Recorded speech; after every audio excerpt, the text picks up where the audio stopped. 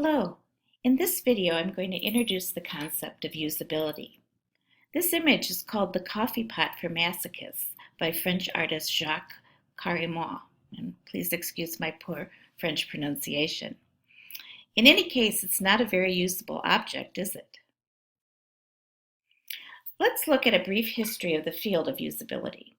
Usability is linked to the field of human factors, which has a longer history that's intertwined with engineering and the Industrial Revolution.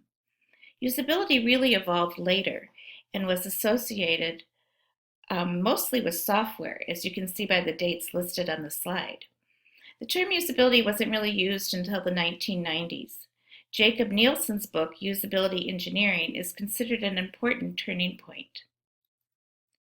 Doctors Jacob Nielsen and Donald Norman were early leaders in the field of usability. This is Donald Norman with his version of a masochist coffee pot. So just what is usability? Usability can be defined as the extent to which a product can be used by specified users to achieve specified goals with effectiveness, efficiency, and satisfaction in a specified context of use. Nielsen describes 5 usability attributes. The first, learnability. How easy is it for users to accomplish basic tasks the first time they encounter the design? Efficiency. Once users have learned the design, how quickly can they perform tasks? Memorability. When users return to the design after a period of not using it, how easily can they reestablish proficiency? Errors. How many errors do users make?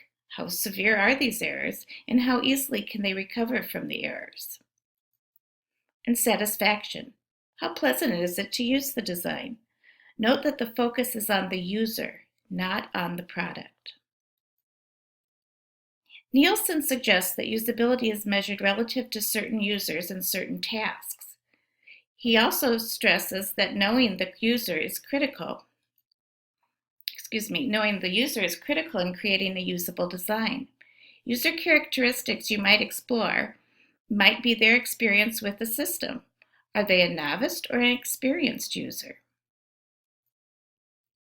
The Nielsen-Norman website states, usability and utility are equally important and together determine whether something is useful. It matters little that something is easy if it's not what you want. It's also no good if the system can hypothetically do what you want, but you can't make it happen because the user interface is too difficult. Donald Norman, in his book Design of Everyday Things, lists these design attributes. Visibility. Correct parts must be visible and they must convey the correct message. Affordance. Properties that determine just how the thing could possibly be used. Constraint. Properties that prevent incorrect use. Mapping. Relationship between two things. And feedback. Information to the user about what has been done. So, how do we test to see if something is usable and to what extent? We do that with usability testing. Usability testing is one method that involves the observation of representative users completing real tasks. Barnum defines usability as an activity that focuses on observing users working with the product, performing tasks that are real and meaningful to them. There is a range of usability testing methods, from document markup to laboratory testing. These photos show the state-of-the-art usability lab at the University of Minnesota. The lab and their services are available to the university teams at no cost. Hom suggests there are several usability methods: inquiry, inspection, and testing. Usability testing is important because it calls for real users to complete real tasks. One form of inspection involves evaluating using heuristics. Heuristic evaluation is an inspection of a website that measures the site against a list of standards or heuristics. Heuristic evaluation typically occurs in the development phase. Heuristic evaluation is conducted by experts and not end users. There are many heuristic approaches, for example, Nielsen's 10 heuristics and Barnum's informal expert review. Barnum describes a 1-2 punch as the combination of heuristic evaluation followed by usability testing. Here are an example of 3 heuristics. Your American partners will have sent you a set of instructions and a usability testing form. Your job at this point is to conduct usability testing on the instruction set to see if the users are as clear as possible. Ask a friend to be your tester. Place the directions in front of your tester. You will be observing them following the directions.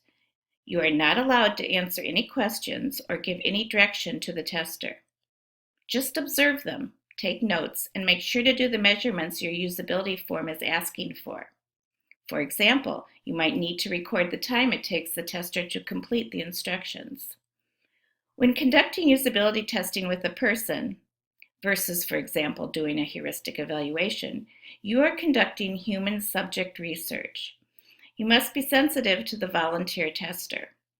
Thank your volunteer and remind them that they are free to leave at any time. Remind them this is not a test of them, but a test of the instructions. Ask them to use thinking out loud protocol, which is when the user verbalizes his or her thoughts as they progress through the document. I will demonstrate this for you next. Remember, please conduct the testing on a minimum of 2 people. So, imagine I'm going to test these instructions. I need to use the Think Out Loud protocol, which means I verbalize everything I'm thinking. So, well, it looks like I'm going to put together a Lego toy called the Hogwarts Express. Looks like all the pieces have been given a letter and a number. I'll lay out the pieces just like the picture. There, all laid out. Okay, let's see. So step 1 says to attach both little gray wheels, C2, to the far corners of the 8x16 dark gray platform A1. Well, I found the gray platform and the little gray wheels. Let's see. Attached to the far corners of the platform. Wait, there are only 2 wheels. Do they mean attach both wheels on the short end or on the long end? I'm confused. So you get the idea? If your tester stops talking, remind them to think out loud. While they are doing this, you are making notes on the places they are confused and where things are going smoothly. This ends your introduction to the field of usability. Please feel free to send me any questions you may have. Happy testing!